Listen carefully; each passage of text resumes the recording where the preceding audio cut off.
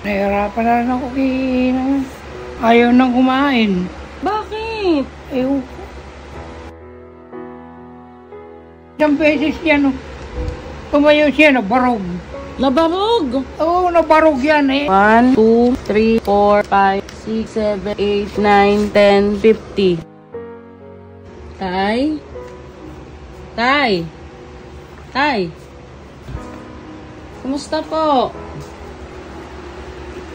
Nahihirapan na rin ako ayaw nang kumain. Galing po ako dun sa hindi daw po kayo nabiyahe. Oo. Hindi ko rin maiwan si ito. Walang magbabantay sa kanyang kahit mga anak ko, hindi ko pwede pagkatiwala. Bakit ang gusto po ni nanay kayo mag-alaga sa kanya? Ako talaga mag-aalaga sa kanya.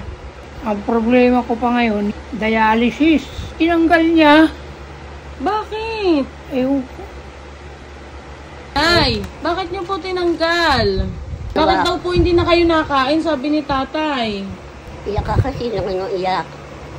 Ay, parang iba na yung mga sinasabi ni nanay. Wala, pahirapan na kumain eh. Ilang araw na, pahirapan kumain. Ano po yung sinasabi niyong tinanggal ni nanay? Nung nakalagay sa niya, sa dialysis niya. Opo. Ewan ko, bakit niya na nakuhang yun to eh. Pero mo, bunutin mo yan sa...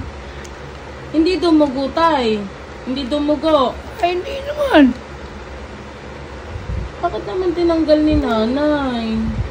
Pagkakargahan siya ng dugo, kailangan di babalik ulit yan. O sa ospital. Doon sa naglagay nito, doon dadalhin ulit. Yan ang pinoproblema mo, tay. Ayun nga ang ko eh. Eh, hindi niyo po maiwan si nanay kung ano-ano yung ginagawa na. Kasi isang beses yan, tumayo siya, nabarog. Nabarog? Oo, nabarog yan eh. Sabi ko, di mo kami kinisip. Dito ako natulog. Ewan kong yung braso niya, kung saan tumama, tuklap ito, iwato. Oh? Nanay, gigisingin niyo po si tatay pag may kailangan kayo. Tay, pumunta po ako ngayon kasi may nagpapaabot na naman po ng tulong para sa inyo. Hindi ko malaman na...